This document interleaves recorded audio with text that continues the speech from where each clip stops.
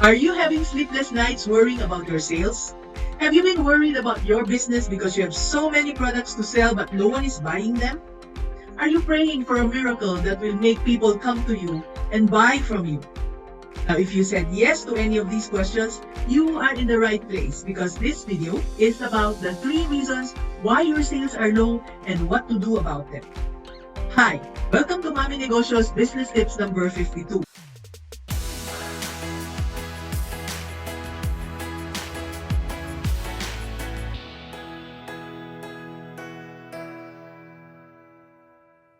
And let's start with the concern of one of my mentees, Jonah. Mommy N, how can I improve my sales? Jonah even showed me a photo of her nice and clean tapsilogan that she put up. Where is it located, I asked. It's a side street, Mommy N. How much foot traffic do you have, I asked. What do you mean, Mommy N? How many people pass by every day? Oh, only about 400. And what are they? Employees? Not really, Mommy N. They're mostly high school students, those who stay inside this dead-end road. So, who usually buys from you? Office workers, Mommy N. Oh, and how many workers? How many office workers pass by? Maybe about 30. And how many of them eat? About 3 of them on a good day, especially if it's a payday, Mommy N.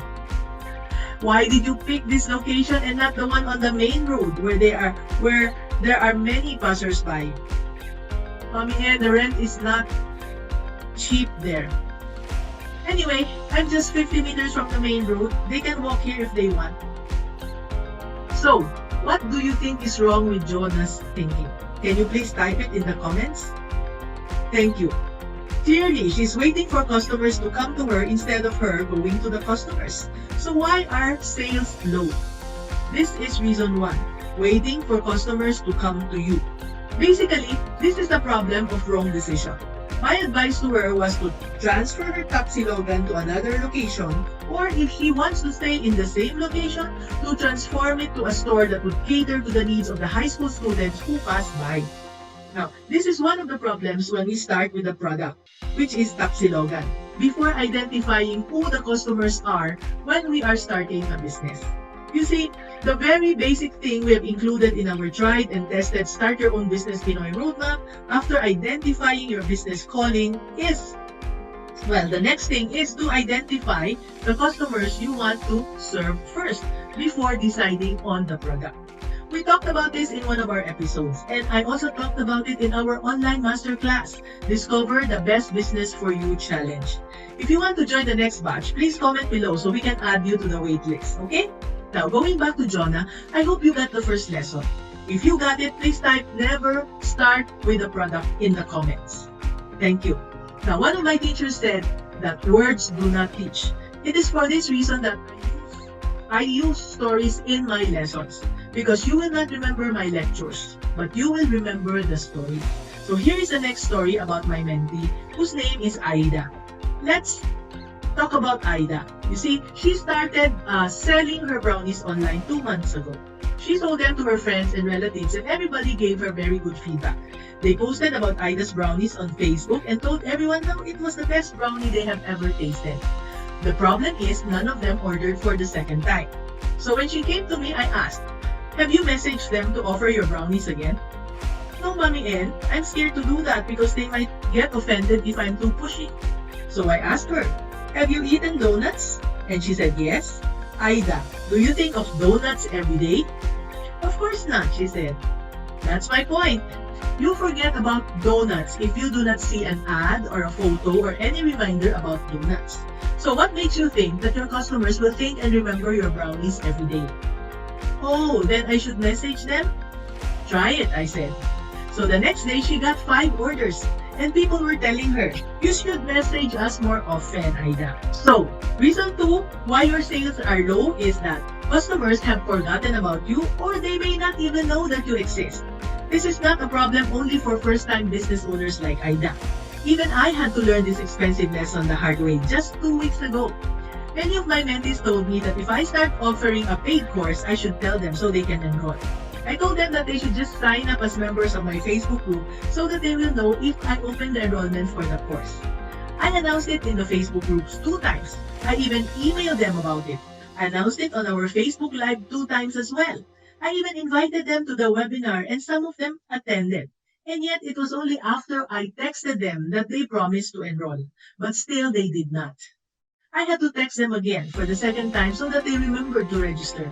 You see, I used to be ashamed to do follow-ups because I was scared that they might think I'm desperate or I'm pushy. But when I realized that what I'm offering is an opportunity for them to save money and time by learning from my mistakes so that they don't have to make them anymore, I saw that I was actually doing them a favor by following up.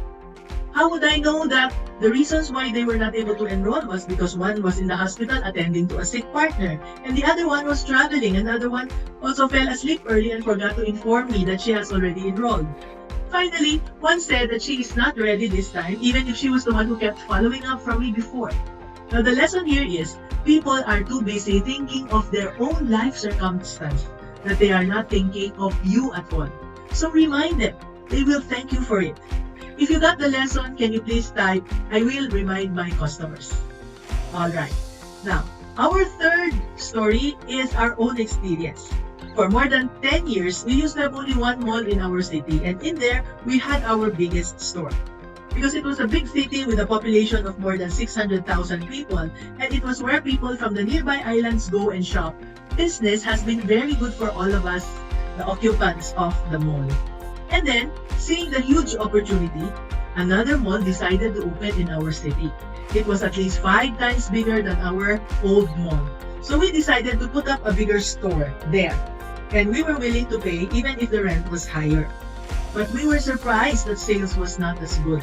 We thought it was just temporary because the mall had just opened.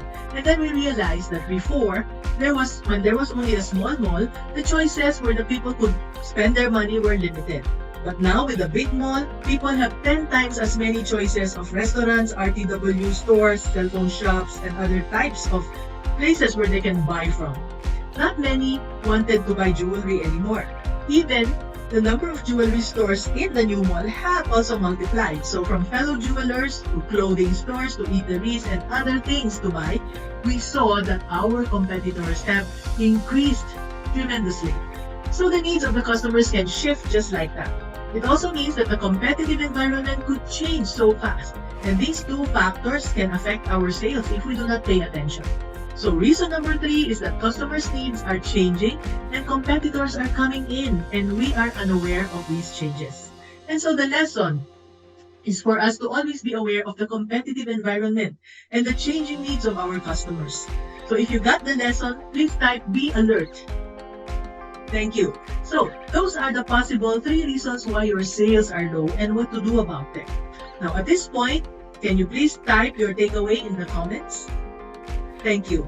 Now, please make sure to subscribe and share this episode with a fellow entrepreneur. Okay? And join our community by clicking the links below to learn more. This is Mommy N, your Mommy Negosyo, saying, be business-minded. See you in the next video.